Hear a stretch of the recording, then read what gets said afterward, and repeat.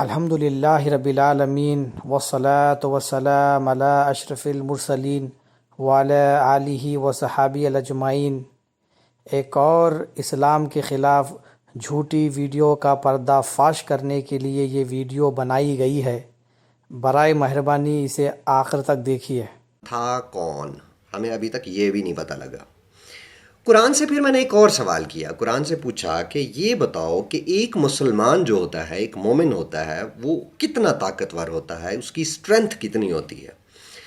قرآن نے سورہ انفال کی آیت 65 میں جواب دیا کہ ایک مسلمان 10 کافروں پر بھاری پڑتا ہے، ایک مسلمان کی طاقت 10 کافروں کی طاقت کے برابر ہوتی ہے۔ لیکن ساتھ ہی اگلی آیت میں یعنی اس کی 66 آیت میں بولا کہ مسلمانوں میں ابھی کمزوری ہے، اس لیے ایک مسلمان 2 کافروں پر بھاری ہے۔ قرآن سورہ انفال کی آیت نمبر 65 کا مفہوم کہ آج کل کی اصطلاح میں جس چیز کو قوت معنوی یا قوت اخلاقی یعنی مورال کہتے ہیں، اللہ تعالیٰ نے اسی کو فقہ و فہم اور سمجھ بوجھ یعنی انڈرسٹینڈنگ سے تعبیر کیا ہے، اور یہ لفظ 1:10 اس مفہوم کے لیے جدید اصطلاح سے زیادہ سائنٹیفک ہے۔ یعنی اگر مسلمان اپنے مقصد کا صحیح شعور رکھتا ہو اور ٹھنڈے دل سے خوب سوچ سمجھ کر اس لیے لڑ رہا ہو کہ جس چیز کے لیے وہ اپنی جان کی بازی لگانے آیا ہے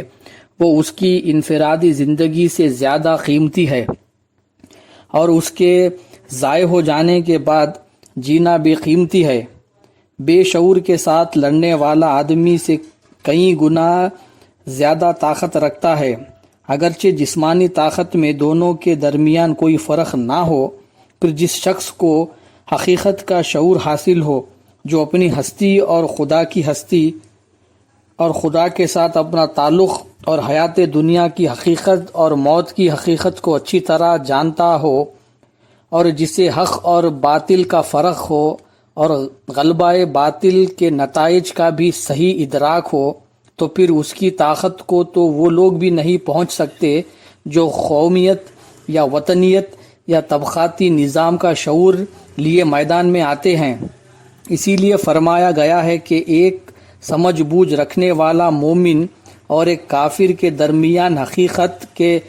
حقیقت کے شعور کی وجہ سے فطرتاً 1 اور 10 کی نسبت ہے، لیکن یہ نسبت صرف سمجھ بوجھ سے قائم نہیں ہوتی بلکہ اس کے ساتھ صبر کی صفات بھی لازم شرط ہے۔ اور انفال کی آیت نمبر 66 کا یہ مطلب نہیں ہے کہ پہلے 1 اور 10 کی نسبت تھی اور چونکہ تمہیں کمزوری آ گئی ہے اسی لیے 1 اور 2 کی نسبت قائم کر دی گئی ہے، بلکہ اس کا صحیح مطلب یہ ہے کہ اصولی اور معیاری حیثیت سے تو اہل ایمان اور اہل کفار کے درمیان 1 اور 10 ہی کی نسبت ہے، لیکن چونکہ ابھی تم لوگوں کی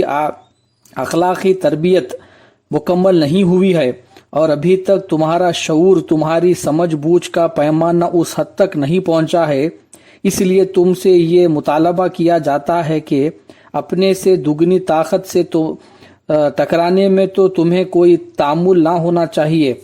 خیال رہے کہ یہ ارشاد 2 ہجری کا ہے، جبکہ مسلمانوں میں بہت سے لوگ ابھی تازہ ہی داخل اسلام ہوئے تھے اور ان کی تربیت ابتدائی حالت میں تھی۔ بعد میں جب نبی کریم صلی اللہ علیہ وسلم کی رہنمائی میں یہ لوگ پختگی کو پہنچے، فی الواقع ان کے اور کفار کے درمیان 1 اور 10 ہی کی نسبت قائم ہو گئی۔ چنانچہ نبی کریم صلی اللہ علیہ وسلم کے آخری عہد اور خلفائے راشدین کے زمانے کی